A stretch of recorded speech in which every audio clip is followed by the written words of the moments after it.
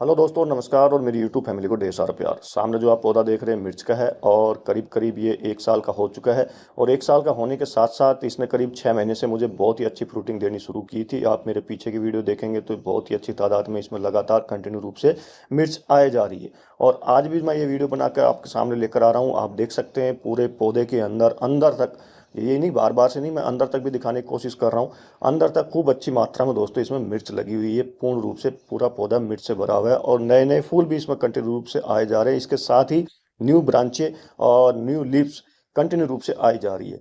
पौधे में आप देख सकते हैं कहीं पर भी आपको किसी भी तरह की कोई भी डिजीज आपको नहीं दिखाई दे रही होगी।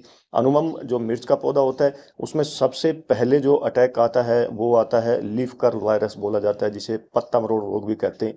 वह अगर पौधे के अंदर आ जाता है तो शुरुआती दौर में ही पौधा दम तोड़ना शुरू कर देता है। आपको इतनी अच्छी हार्वेस्टिंग बिल्कुल भी नहीं दे पाता है। लेकिन आप देख सकते हैं मिर्च की मेरे पास एक ही वैरायटी नहीं है, अलग अलग तरह की काफ़ी वैरायटी के मिर्च के पौधे मेरे यहाँ पर लगे हुए हैं। ये जो आप देख रहे हैं ये अचार वाली मिर्च है।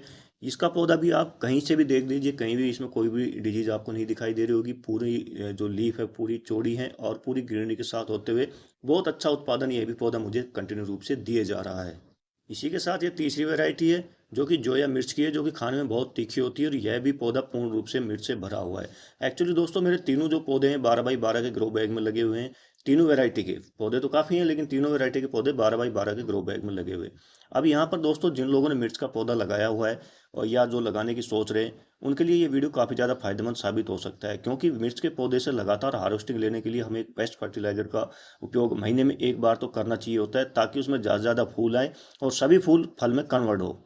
और ये जुड़ी हुई बात हो जाती है कि इतने अच्छे रुख में बढ़िया उत्पादन लेने के लिए लगातार रूप से जब मिर्च का पौधा छोटा होता है तभी से हमें उसकी कुछ केयर टिप्स होती है जिसको फॉलो करना चाहिए होता है, ताकि हम आगे चलकर पूरे साल इतना बढ़िया उत्पादन उससे मिर्च के पौधे से ले सके। तो जुड़े रहिएगा दोस्तों, वीडियो पूरी जानकारी से युक्त है। मैं हूं मनदीप और आप देख रहे हैं organic kitchen garden on terrace. मेरे यूट्यूब चैनल पर आपका हार्दिक अभिनंदन है और उम्मीद करता हूं मैं जो वीडियो बना रहा हूं आपको काफी पसंद आ रहे होंगे। तो वीडियो को लाइक कीजिए, ज्यादा ज्यादा शेयर कीजिए और कमेंट करते हो। जो मेरे नए व्यूवर्स है फर्स्ट टाइम मुझे वॉच कर रहे वह तो सब्सक्राइब कर ही लीजिए, क्योंकि आप देख रहे हैं गार्डनिंग का एक विश्वसनीय channel organic kitchen garden on के टेरेस। पौधे में फर्टिलाइजर को अप्लाई करने से पहले दोस्तों हमें उसकी बेस्ट हेल्थ और अच्छे उत्पादन के लिए कुछ समय पीछे चलना होगा।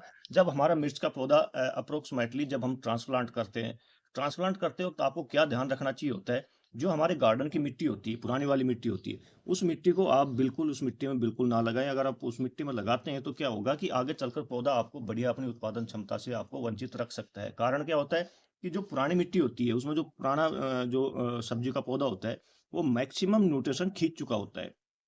इसी के साथ मिट्टी जो होती है वो दमदार नहीं रहती, बेदम रहती है। इसलिए हमें करना क्या चाहिए होता है, मिट्टी को पूरा एक बार गमले को खाली करना है। गमले में है या ग्रो बैग में है या आपने जमीन से लगाते हो तो अच्छी सी गुड़ाई करके उसको कम से कम भी तो 7 8 10 दिन के लिए धूप से सुखाना है। पूरी मिट्टी को सुखाना इसलिए होता है कि अगर मिट्टी के अंदर कोई हार्मफुल बैक्टीरिया होंगे तो डायरेक्ट धूप के संपर्क में आने के बाद खत्म हो जाते हैं। मिट्टी हमारी एक हेल्दी बनना शुरू हो जाती है। इसी के साथ ही मिट्टी के अंदर आप जब गमले को भरते हैं तो 50% मिट्टी लीजिए, 30% उसमें फुली डिकम्पोज काऊ डंग का इस्तेमाल कीजिए जो ब्लैक कलर का हो जाता है।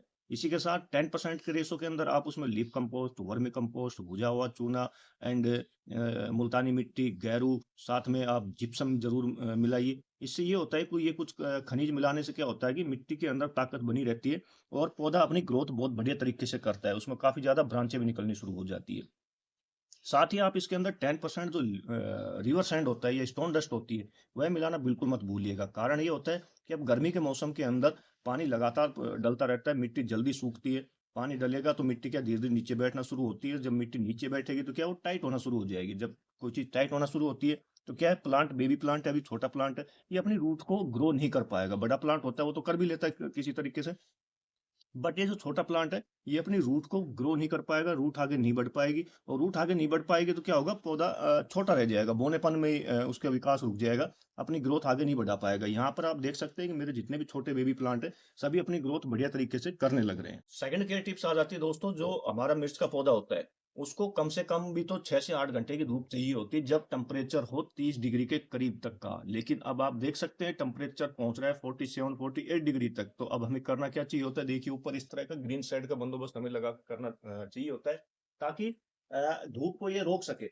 ग्रीन शेड भी आपने ऐसा लेना है, ग्रीन शेड जो होते हैं वो 3 तरीके से होते हैं। तो एक पहला तो होता है जैसे 50% वाला होता है, सेकंड हो जाता है 70 से लेकर 80 वाला हो जाता है, फिर हो जाता है 90 तक का हो जाता है। तो हमें जो 70 75 से ऊपर का होता है वो लेना चाहिए होता है, ताकि देखिए इस तरह की छाया बनी रहे पौधे के ऊपर। अब आप देख सकते हैं पहले कितनी तेज धूप थी और अभी पौधे पर छाया बनी हुई पूर्ण रूप से। तो इस तरह की छाया वाला लेना चाहिए। आपको दिन में आधे घंटे के लिए उसको थोड़ा सा शिफ्ट करके हटा देना है, ताकि पौधे को नॉर्मल एक धूप मिल जाए। उसके बाद आपने पूर्ण रूप से ग्रीन शेड के अंडर कर देना है, ताकि तेज जो डायरेक्ट हीट इस पर पड़ रही है उससे वह बच सके पौधा। तीसरी आ जाती है दोस्तों, जब इस तरह की मिर्चें तैयार हो जाती है, हमारी पक जाती है, उन मिर्चों को क्या करना क्या चाहिए होता है, हमने तोड़ लेना चाहिए होता है। कारण ये होता है कि जब हम न्यूट्रिशन डालेंगे तो ये मिर्चें क्या है, न्यूट्रिशन को खींचती है। जो हमारा न्यूट्रिशन, जो खाद पानी हम डालेंगे वो वेस्ट जाता है, क्योंकि ये पक चुकी तैयार हो चुकी है। तो इनकी हार्वेस्टिंग हमें कर लेनी चाहिए। समय पर हार्वेस्टिंग कर लेंगे तो क्या होगा, पौधे के अंदर नए फूल और नई पत्तियां भी आनी शुरू होती है, पौधा अपने ग्रोथ भी करता है, और नए फूल आने के साथ साथ वो मिर्च के अंदर भी जल्दी से तेजी से कन्वर्ट होते हैं। अब हम दोस्तों करने वाले हैं फर्टिलाइजर का इस्तेमाल। एक्चुअली दोस्तों इस वक्त क्या होता है कि जब भीषण गर्मी चल रही होती है या भीषण ठंड पड़ रही होती है, तो पौधा क्या अपने आप को डोरमेंसी में जाता है। कारण इसलिए होता है सुस्त अवस्था में उसका जाने का, कि वो अपनी लाइफ साइकिल को बचाना चाहता है, क्योंकि इतनी तेज भयंकर गर्मी या जो भयंकर ठंड होती है वो पौधे के लिए नुकसानदायक होती है हमेशा। तो क्या होता है, जब पौधे के अंदर हम चाहे कितने तरह का न्यूट्रिशन डाल दीजिए, चाहिए आप कोई भी फर्टिलाइजर डाल दीजिए, पौधा उसको अवशोषित करने में थोड़ा असक्षम रहता है, अपने आप को असक्षम महसूस करता है, क्योंकि गर्मी बहुत ज़्यादा है। और इस वक्त पौधा क्या है कि आपको फ्रूटिंग देने में भी मैक्सिमम पौधे क्या है, आपने देखा होगा पत्तियां जल रही होंगी, ठीक है, सूखना शुरू हो जाते हैं, इतनी तेज लू के अंदर, जो गर्म हीट वेव्स चल रही है उसके अंदर। तो पौधा क्या अपने आप की अपनी लाइफ साइकिल को बचाने के लिए क्या है, डोरमेंसी में जाने की कोशिश करता है, थोड़ी सुस्त अवस्था में जाने की कोशिश करता है। वह जो न्यूट्रिशन मिट्टी के अंदर शामिल होता है, मिट्टी में मिला हुआ होता है, उसको रूट्स अवशोषित नहीं कर पाती है, ऊपर पौधे तक नहीं भेज पाती है। तो हमें करना क्या चाहिए होगा, एक बेस्ट चीज़ को अप्लाई करना होगा। एक्चुअली दोस्तों ये जो आप मेरे हाथ में देख रहे हैं, ये है दोस्तों फिटकरी। इतनी भीषण गर्मी के अंदर दोस्तों क्या होता है, जो मिट्टी का जो पीएच मान होता है वो गड़बड़ा जाता है, वो एक लेवल पर नहीं रहता है। तो हमें करना क्या चाहिए होता है कि इस फिटकरी का उपयोग हमें करना है मिट्टी के अंदर। हम इसको दो तरीके से कर सकते हैं, लेकिन जो आज मैं तरीका दिखाने वाला हूँ, मैं करने वाला हूँ गर्मी के अंदर लिक्विड फॉर्म के अंदर। इसी के साथ ही गमले के अंदर अगर चींटियाँ आ जाती, कीड़े लग जाते हैं, तो भी ये फिटकरी का पाउडर उन्हें दूर रखता है। साथ ही जो नीचे लगातार जब हम पानी डालते रहते हैं गमले के अंदर, तो क्या फंगस लगने का डर होना शुरू हो जाता है, या फंगस लग भी जाती है, जिससे क्या है कि पौधा न्यूट्रिशन को सही ढंग से अवशोषित नहीं कर पाता है। तो वह भी चीज़ इसको डालने से दूर होती है। लेकिन इसको हम डालेंगे कैसे दोस्तों, ये देखिए, हमने इस तरह पानी ले लेना है। पानी आपको बिल्कुल देखो साफ दिखाई दे रहा है। इसको मैंने पानी के अंदर इस तरह से लेना है और गोल गोल घुमाते रहना है, जब तक कि पानी का कलर पूर्ण रूप से चेंज ना हो जाए, क्लॉकवाइज और एंटी क्लॉकवाइज। करीब करीब आप 1 से 2 मिनट घुमाना है, बस ज़्यादा देर नहीं घुमाना, क्योंकि ज़्यादा देर घुमाएंगे तो इसका अर्क ज़्यादा इसमें मिल जाएगा। आप देख सकते हैं अब नीचे इसका बॉटम, बॉकेट का जो बॉटम है बिल्कुल नहीं दिखाई दे रहा, बिल्कुल आपको थोड़ा वाइट वाइट सा दिखाई दे रहा होगा। वाइट इसलिए दिखाई दे रहा है कि जो फिटकरी को हमने घोला है तो इसका अर्क इस पानी के अंदर शामिल हो चुका है। अब हमें करना क्या चाहिए होता है दोस्तों, अब हमने करना क्या है, आधा आधा लीटर के करीब सभी पौधों के अंदर इस पानी को अप्लाई कर देना है। इस पानी को अप्लाई करने से समय पर पौधा अवशोषित करना शुरू करता है। जो नीचे मिट्टी के अंदर न्यूट्रिशन जो मिला होता है, पौधा अपनी ग्रोथ भी बना कर रखता है, ग्रीनरी भी बना कर रखता है। देख सकते हैं आप कितनी बढ़िया रुख के अंदर, इतनी भीषण गर्मी के अंदर।